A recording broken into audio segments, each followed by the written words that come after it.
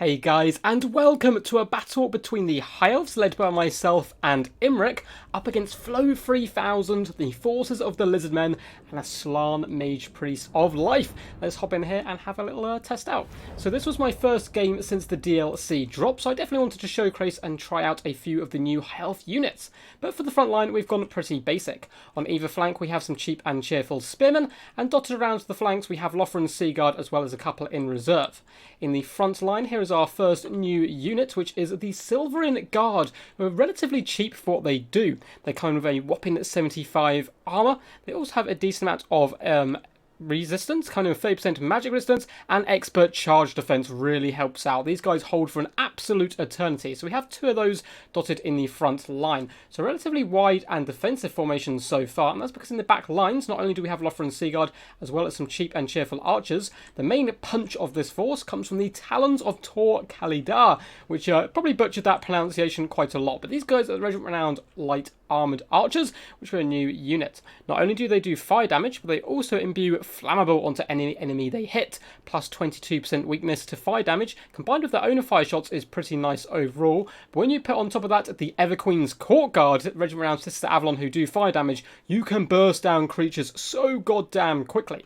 Now to try and capitalise on this even further, of course, we have all the regular cheap archers and Lothran Seaguard. We're bringing a Mage of Metal, and all the mages have been kitted out with new skins, and this one looks absolutely fantastic. Very regal up here on her mighty stallion. So she's going to bring the good old Starwood Staff and Book of Hoeth and all that good stuff. But the main reason we're bringing her is, apart from Final Transmutation here, Plague of Rust, minus 30 armor. So you lower the enemy's armor by either minus 30 or minus 60 if you overcast, drop the fire weakness onto them, and then you obliterate them with all of your archers, including the sisters. For our lord here, we do of course have the glorious Imric the Dragon Prince here, bringing him on his steed, which I think is actually a much more competitive pick than the big glorious dragon, although of course who doesn't want to see him on top of a star dragon. We are going to be bringing all of the buffs today, so we've got the Star Lance, which again has the flammable as well, so you can really combine this, some nice synergy with those archers. The Dragon Horn, plus 24 melee attack and can cause fear, relatively decent, basically a mini war, but only for 16 seconds, and Lord of the Dragons, which is a nice way to debuff a unit or a character. Hidden in the trees, we do have some Illyrian Reavers on the left flank, and deep in reserves we have probably my favourite looking unit from the entire DLC. It is Rahagra's Pride, Regiment of Renowned Warlines of Chase, and look how glorious these beasts look. Very, very fast, rocking a huge 82 speed, and of course have the very powerful ability Mighty Roar. Minus 8 leadership and minus 25 speed, so hopefully I'll be able to utilise them today. Now for the forces of the Lizardmen, hidden over here in Deep Reserve, we have a couple of Pterodon Riders, as well as the Colossodon Hunters in the back left. One of the only units that actually changed for the Lizardmen this DLC was those Colossodon Hunters did actually get a bit of a points decrease, I think, or they got a slight buff in some way. For his front line, he's gone cheap and cheerful with Skink Cohorts. Actually going to press play now, so it does take a little way to get underway. Skink Cohorts all the way along the front line, flanked either side by some Saurus Warriors with shields and spears, of course. Looks like we have one Feral Cold Ones in the back line, a Skink Chief up in the skies, as we said earlier, Slann Mage Priest of Life, rocking some decent spells here. Looks like we have Regrowth and... what's this one called again? We do have the Dwellers Below. I always think that's called Awakening Woods for some reason, but a very powerful ability, but does of course cost 17 Winds of Magic. And then double Stegodon, which really scared me out of the gate. This is something I tend to do up against High Elves quite a lot, bring the double Stegodon with their big bows and do some huge damage. And you can see they're tearing apart my poor Silverin Guard here, doing huge damage to both of them, down to half health from one unit, and the other one nearly lost a quarter. So I'm trying to make for the trees here.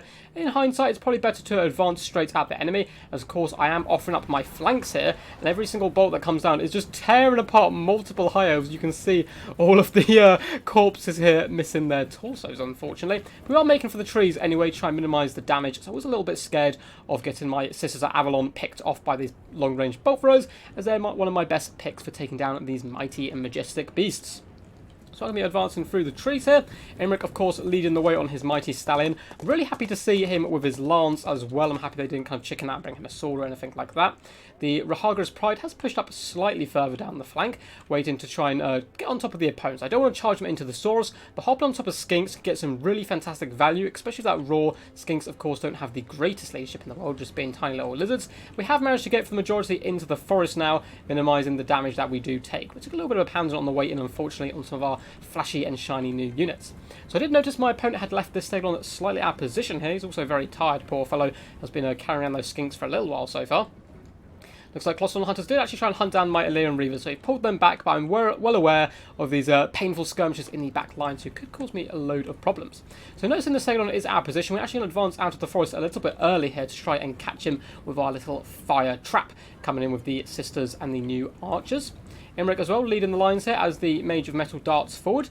The Pride has unfortunately taken a few shots here in the flank by that bolt thrower, but it's still relatively healthy. 14 models are going to be moving down the flank even more here. As we can see, we are gloriously coming out of the forest now with our glittering host. And the Stegodon is still standing in this ground, which I'm relatively happy for. My opponent is, of course, realigning his forces here. And the first few arrows do come in. So this is, of course, going to give that Bune weakness to fire, as we can see down in the bottom left here. But also Plague of Rust, not an overcast one, just a standard minus 30 here. But you can see how much damage he takes straight off the bat from that combo. And in comes the plasma shots of the Sisters of Avalon, doing disgusting amounts of damage. I really wish I'd done the overcast Plague of Rust, as this Stegodon would probably be done for by now. Looks like Terran's still floating in the back lines, and it looks like we're also going to be seeing a big fat regrowth come down the Stegodon. So yeah, an overcast there probably would have finished that guy off, but still really fantastic damage overall. And now it looks like some skink cohorts are unfortunately charging the Silvern Guard, which isn't going to do them too much good. Silvern Guard easily elite enough to dispatch skink cohorts and so forth. And it looks like we're doing some nice target charging in the front line as well. Now in the back here, we did hop on top of the Feral Cold Ones with the Rahagra's Pride, just trying to get these guys offline. I wanted to take away as much mobility as I could from my opponent's build. And as soon as these Saurus spears come in, I do, of course, start to flee with the Rahagra's Pride, falling all the way back and luring these guys away from the battlefield with my added speed. Now, as you can see in the back lines here, there is a horrible clumpy mess. And that is because I moved all of my archers up in one blob to try and burst down that Stegodon as quickly as possible. So it is a horrible situation down here. However, it's actually working out quite nicely for me. I have Spearmen and Lothran Seaguards saturated in on top of all of my archers here.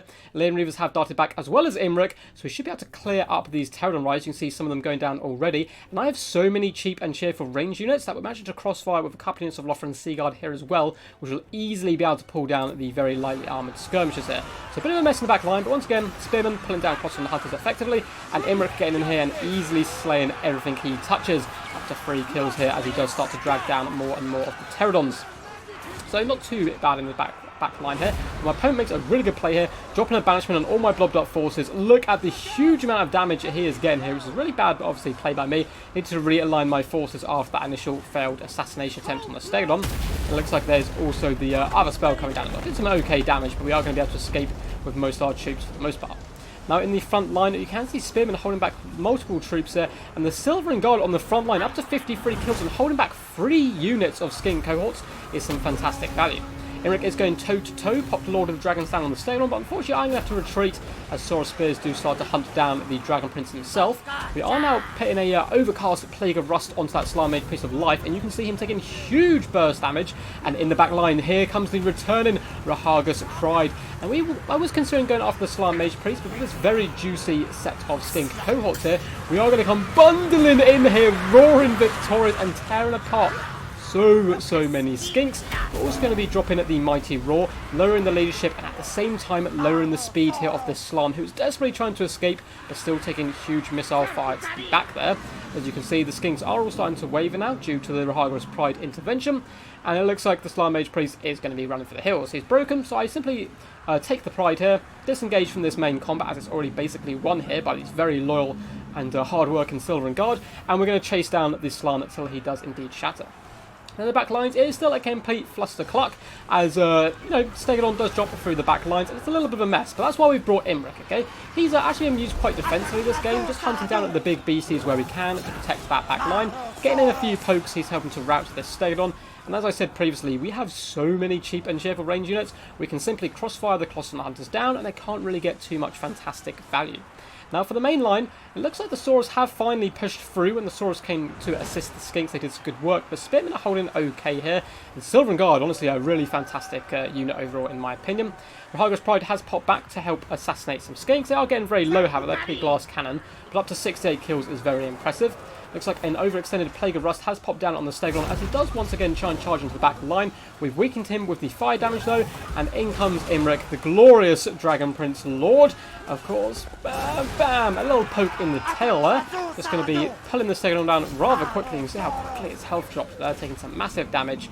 And that is going to be game, I believe. The Skink Chief trying to assassinate the Major Metal, but there's Lothar and Seaguard to assist.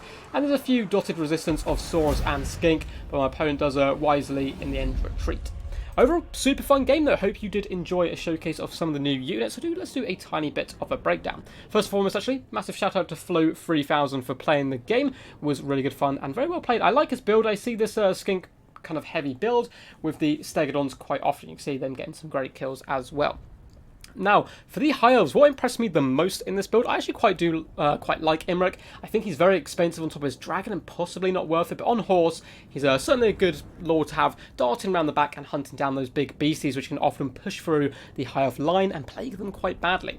The combination of the Mage of Metal with all of these range units, especially with the fire from the Talons and the Everqueen's Court Guard, can do some disgusting damage and really help me pull down those Stegodons, and I think this is a really good way to go as far as the new High Elves. Going relatively wide. I know they've got a lot of nice new goodies and so forth, but they're so expensive, so I think going wide, dotting it in one or two of those units can really help pay. But the MVPs for me here were the Rahagra's Pride. Not only did they manage to hunt down and assassinate the Feral Cold Ones early on, so I didn't have to worry about them hopping into my backlines as well, they dragged away a unit of Saurus Spears with their added mobility, so they basically couldn't do anything the entire battle, hopped back through, broke 3 units of Skink cohorts who were being pinned in place by the Anvil, that is the Silvering Guard, and then hunted down that Slann Mage Priest to top it all off. So definitely probably my favourite unit thematically, at least from the DLC, but we'll have to see going forward. Hope you guys did enjoy. If you did, please do consider giving the video a big old thumbs up and subscribing if you are new to the channel. We do all kinds of multiplayer videos. We're going to be starting a campaign today, in fact, on a live stream, probably at 8:30 PM BST, but just check the YouTube channel or my Discord, which is in down in the description below, and I'll keep you guys updated on what we're going to be doing there. But anyway guys, enough of me rambling. Hope you guys are enjoying the new DLC as much as I am, and until next time, peace, and as always, stay awesome.